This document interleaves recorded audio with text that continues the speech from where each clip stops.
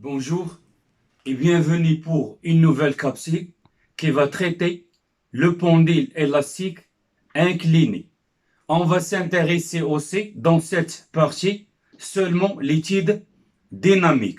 Donc, on a vu que le pendule élastique, c'est un système formé par un ressort de spire non jointive et de raideur notée K qui caractérise l'élasticité, donc accroché à son extrémité un solide S, donc de masse petit m. Je vais incliner donc le système d'un angle alpha par rapport à l'horizontale. Donc, ça c'est le plan incliné. Donc, je déplace donc le solide soit vers le bas, soit vers le haut. Et on le laisse en vitesse initiale. Donc, il va effectuer un mouvement de va-et-vient autour de sa position d'équilibre. Donc, l'objectif de cette partie, c'est trouver l'équation différentielle et déterminer sa solution pour savoir la nature du mouvement du solide S. Et bien, tout simplement, pour ce faire, on doit suivre la même démarche vue dans le pendule élastique vertical. Donc, on va toujours commencer par ce qu'on appelle l'étude d'équilibre. Donc, il faut chercher tout d'abord la relation d'équilibre. Et on passe ensuite donc à l'étude dynamique, c'est-à-dire l'étude des mouvements. Donc, pour faire l'étude d'équilibre, donc je dois faire ce qu'on appelle le bilan des forces exercées sur le solide. Voilà, donc on commence. Voilà, l'objectif c'est montrer que mg sinus alpha égale k fois delta L. En connaissant mg alpha et delta L 0, pardon, ici c'est delta L 0. Donc je dois trouver la valeur de k, c'est-à-dire la constante de raideur. Donc en commençant par le bilan des forces. Le bilan des forces exercées sur le solide S. Donc le solide S, donc accroché à l'extrémité libre des ressorts. Donc le système se trouve dans un plan incliné d'un angle alpha par rapport à l'horizontale, de telle sorte que le solide glisse ou bien se déplace sans frottement.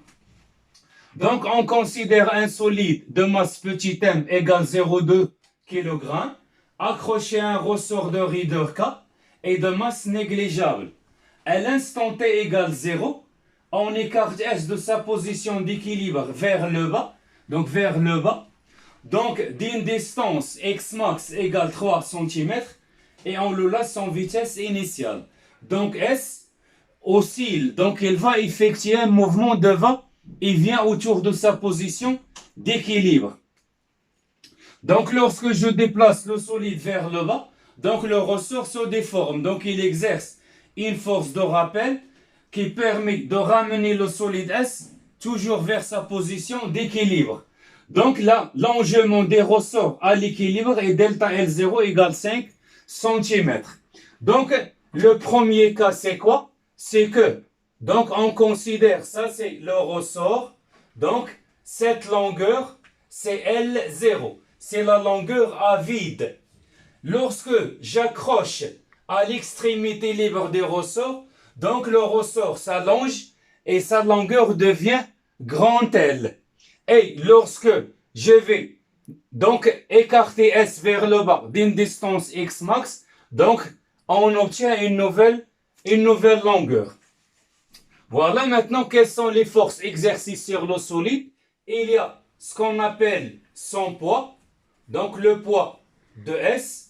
Il y a aussi, donc R, c'est la réaction des plans inclinés. La réaction des plans inclinés. Donc il y a la force donc exercée par le ressort. C'est la tension des ressorts. Donc je vais représenter ces trois forces sur le schéma. Pour le poids, son point d'application, c'est le centre de gravité. Sa direction, elle est toujours verticale. le sens vers le bas. Donc ça, c'est le poids P. Pour R c'est la réaction du plomb. Donc son point d'application, c'est le point de contact. Et puisque les frottements sont négligeables, donc les frottements sont négligeables, donc la direction de R est perpendiculaire au plan de contact. F, la force de rappel, s'oppose toujours le mouvement des solides S. Donc puisque le solide S va écarter vers le bas, donc ça c'est le solide S, donc la force de rappel s'oppose le mouvement, donc ça c'est CF. Donc elle permet toujours de rendre le solide S vers sa position d'équilibre. Donc après avoir représenté les trois forces, donc ce solide est en équilibre. Donc ça c'est le premier cas, c'est l'équilibre. Donc puisque le solide S est en équilibre, donc on applique la première loi de Newton, d'après la première loi de Newton. Donc la première loi de Newton nous a dit que la somme des forces extérieures égale vecteur nul, ou bien c'est ce qu'on appelle la condition d'équilibre, c'est-à-dire P plus R plus F égale vecteur nul. Ensuite, je vais projeter cette relation vectorielle sur le repère d'origine noté O, confondé avec le centre d'inertie à l'équilibre, et de vecteur unitaire noté I. Donc on projette sur OX. Donc on obtient Px plus Rx plus Fx, bien sûr égal à 0. Donc je fais la projection sur l'axe des abscisses. Donc qu'est-ce qu'on obtient pour ces vecteurs force pour Px? Donc Px c'est la projection de P sur l'axe des X. Donc je vais projeter orthogonalement. Donc ça c'est la projection orthogonale. Donc et ça représente, donc ça c'est Px. Et on a vu dans les cours précédents que, donc si vous avez, donc c'est une propriété importante en physique. Vous avez vu ça en maths. Donc cette droite, ça c'est l'angle alpha. Cette droite et celle-là sont perpendiculaires. Et cette droite et celle-là, donc cette droite et celle-là sont perpendiculaires. Donc automatiquement cet angle égale à celle-là.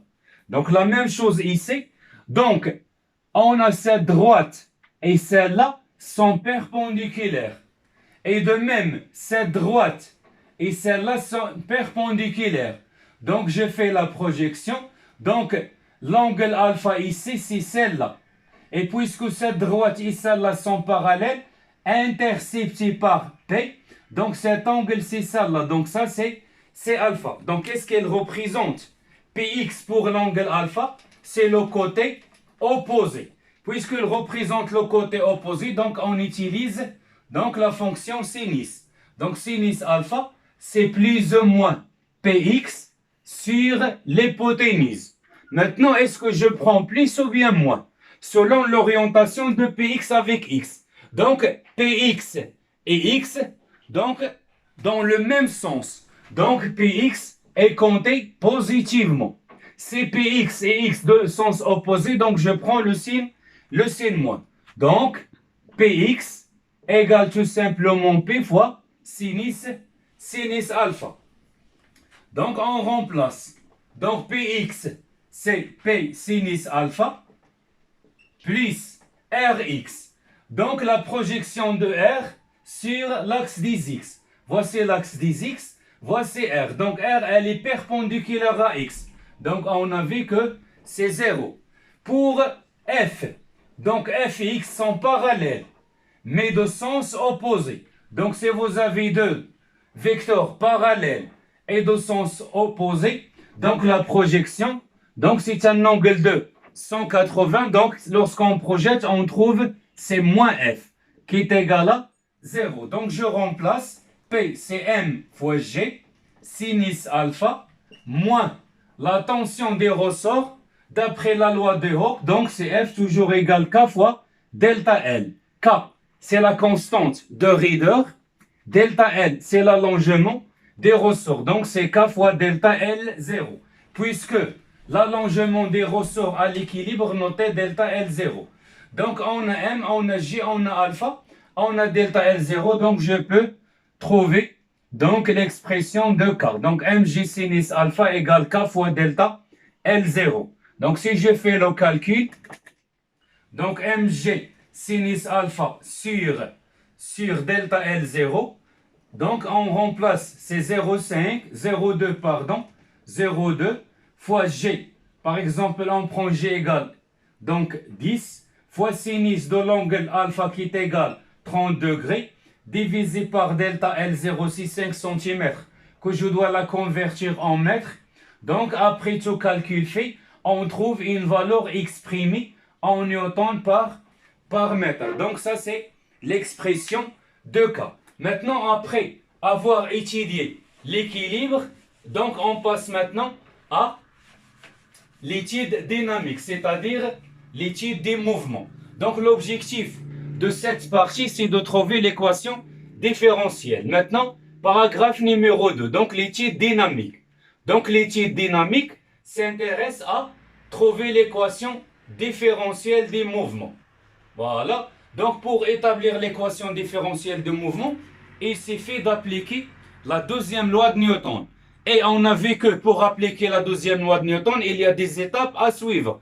Donc, on va s'intéresser ici donc à la deuxième loi de Newton. Donc, je dois faire la même chose. Le système étudié, c'est le solide S. Les forces exerçant sur S lorsqu'il est en mouvement, c'est la force de rappel, c'est la réaction des plans et c'est le poids P. Donc, P, il y a R et il y a F. Donc, ça, c'est le bilan des forces.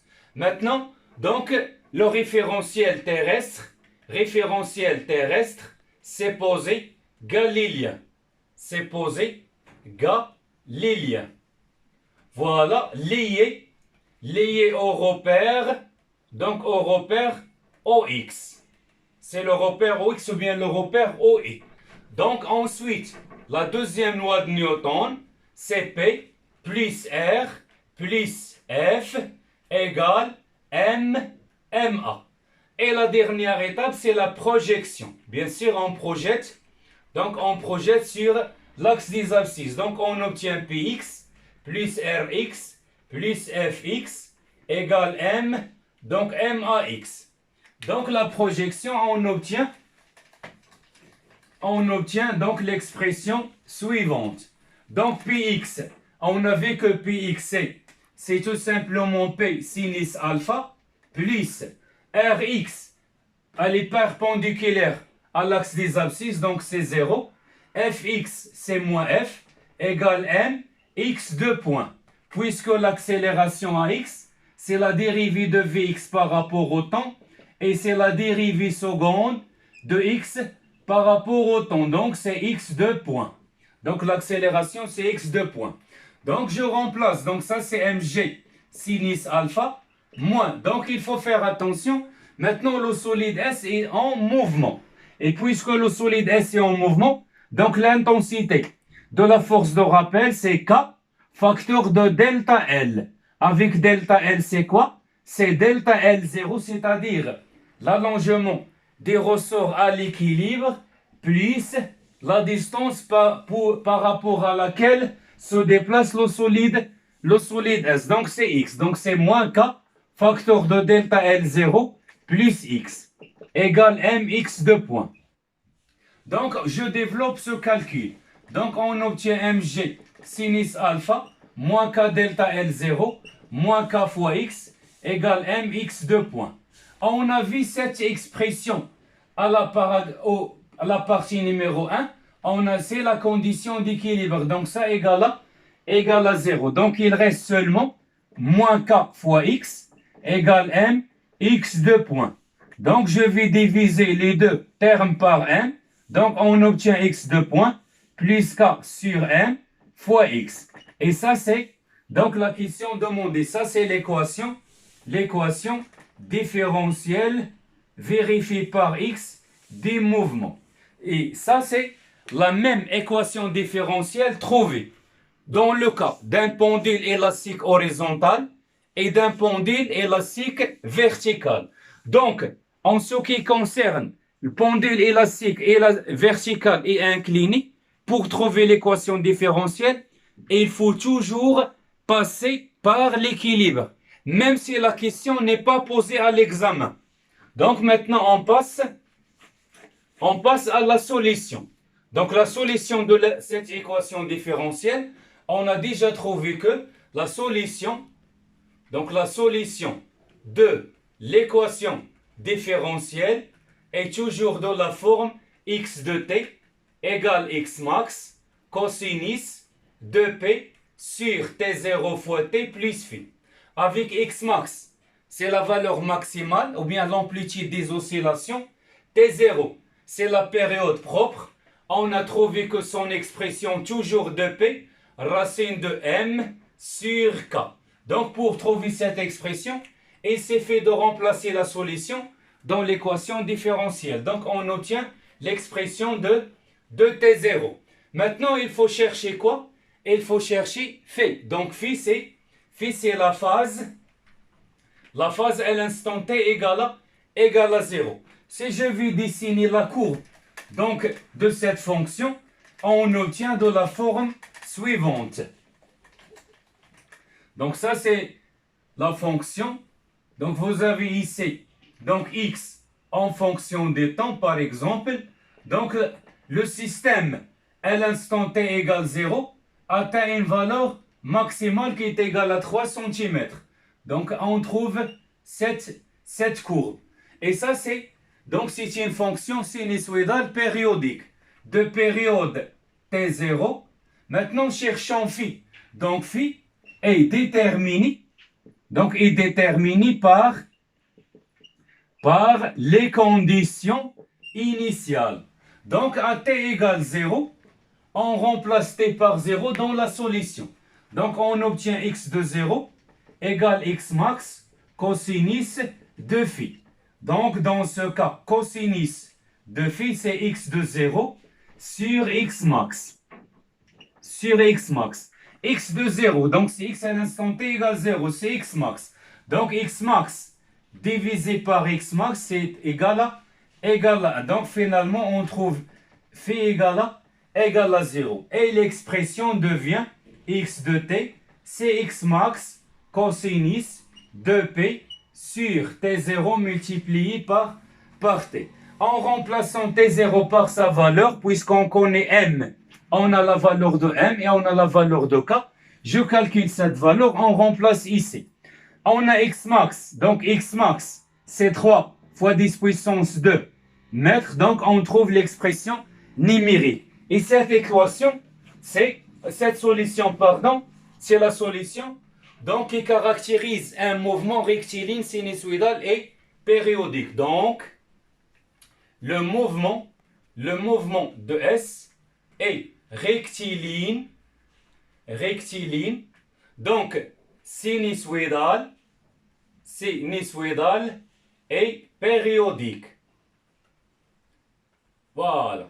Maintenant, je peux ajouter une autre question donnée par exemple à l'examen, c'est donc tout simplement montrant que l'énergie cinétique égale ou bien tout simplement V égale K sur M facteur de x max au carré moins x au carré. Donc avec ici c'est le carré de la vitesse. Donc pour montrer cette expression, il s'est fait d'utiliser la définition de la vitesse. Donc qu'est-ce qu'on a? On a V, c'est la dérivée de x par rapport au temps. Donc c'est la dérivée par rapport au temps. Je remplace x par son expression. Donc x c'est x max cosinus 2p sur t0 fois t plus phi. Donc je prends ici le cas général. X max c'est une constante, donc elle sort de la dérivée. Donc c'est x max. On obtient d sur dt cosinus 2p sur t0 fois t plus phi. Et vous avez vu en maths que la dérivée de la fonction cos, donc la dérivée de la fonction cos, c'est moins sin. Donc vous avez vu que la dérivée, le cosinus de ax plus b, donc égale moins a sinus de ax plus b. Donc c'est la même chose. Ici la variable c'est le temps. Puisqu'on dérive par rapport au temps, donc l'opérateur dérivé est remplacé en physique par d sur d de t. Donc, qu'est-ce qu'on obtient à la fin? Donc, on obtient, donc la vitesse, c'est tout simplement moins, donc le cos c'est moins sin, et je vais remplacer donc A. Ça, A c'est 2pi sur T0. Donc, c'est 2pi sur T0. Donc, x max sinus de 2pi sur T0 fois T plus phi. Et je prends le tout au carré. Donc, le moins avec le carré devient positif. Donc, c'est 2pi sur T0 au carré, x max au carré, sinus au carré, donc de 2pi sur T0T plus phi. Maintenant, je dois utiliser une propriété fondamentale utilisée en maths. C'est que, quel que soit x appartient à R, cosinus carré x, ou bien alpha en général, alpha, ici cosinus carré alpha, plus sinus carré alpha égale à 1. Donc le sinus carré, c'est 1 moins cos. Donc je vais remplacer sinus carré par 1 moins cosinus carré. Donc on obtient quoi? On obtient, donc tout simplement, donc v au carré égale 2pi sur t0 au carré, x max au carré facteur de 1 moins cosinus au carré, 2pi sur t0t plus phi. Donc je vais donc faire entrer x max au carré dans les parenthèses. Donc on obtient 2pi sur t0 au carré, donc x max au carré moins x max au carré cosinus au carré de 2pi sur t0 fois t plus phi. Et on a vu que ça représente x de t, puisque x de t c'est x max, x de t c'est x max cosinus 2pi sur t0t plus phi. Ça c'est x. Et puisqu'on a ici x max au carré cos carré, donc ça c'est x au carré. Donc je vais remplacer ici, on obtient 2pi sur t0 au carré, facteur de x max au carré moins x au carré. Et on a vu que 2pi sur t0 au carré, c'est toujours égal k sur n. Donc finalement, l'expression de v carré égale, je vais remplacer ce terme par k sur n facteur de x max au carré moins x au carré. Et si je connais la vitesse au carré, donc je peux déterminer ce qu'on appelle donc l'énergie cinétique, puisque l'énergie cinétique égale à quoi? Donc égale 1 demi m v au carré dans le cas d'un mouvement de translation. Donc EC c'est 1 demi m v au carré. Si je vais remplacer donc v carré par cette expression, on trouve 1 demi k facteur de x max au carré moins x au carré. Donc ça c'est l'énergie cinétique. Donc avant de déterminer, donc je dois donner un rappel concernant comment je dois calculer le travail d'une force de rappel. Donc c'est une relation que je dois connaître par cœur. Donc ça c'est le travail. Donc le travail d'une force de rappel notée F dans le déplacement de A vers B, donc égal, c'est moins la variation de l'énergie potentielle élastique entre A et B. Donc est égal moins facteur, donc je vais remplacer EPE, c'est EPE au point B moins EPE au point A. Et on a vu que l'énergie potentielle élastique c'est 1 demi K x au carré au point B moins 1 demi k x au carré au point A. Donc ça, c'est une propriété fondamentale. Donc je dois utiliser ou bien je dois connaître par cœur cette expression. Et bien sûr, cette expression est démontrée. Donc ce n'est pas la peine de faire la démonstration puisque vous avez vu en première année de baccalauréat comment je calcule le travail d'une force constante. Le travail d'une force constante entre A et B, c'est F scalaire AB, qui est égal à F fois AB fois le cosinus de l'angle entre les deux, entre F et AB, puisque ça c'est un produit scalaire. Alors que ce qu'il faut faire attention, c'est que F, ce n'est pas une force constante. La force de rappel, c'est une force qui varie. Donc je ne peux pas utiliser le produit scalaire. Donc pour calculer donc le travail, donc on doit subdiviser la force de rappel où donc sa direction est constante, son intensité est constante et son sens est constant. Donc je peux considérer F est constante pour un déplacement élémentaire noté, donc noté D de L. Et dans ce cas, on obtient le travail élémentaire. Donc pour avoir le travail total, donc il s'est fait de faire l'intégrale de A à B de F scalaire D de L. Et F, c'est moins Kx porté par I. Le déplacement élémentaire, c'est aussi D de X porté par I. Je vais intégrer. Donc I avec I, c'est 1 au carré. Donc c'est le carré scalaire, c'est 1. Donc c'est une constante. Elle sort de l'intégrale. Donc x d de x. Et la primitive de x, c'est x au carré sur 2. Et on trouve x au carré sur 2 fois k.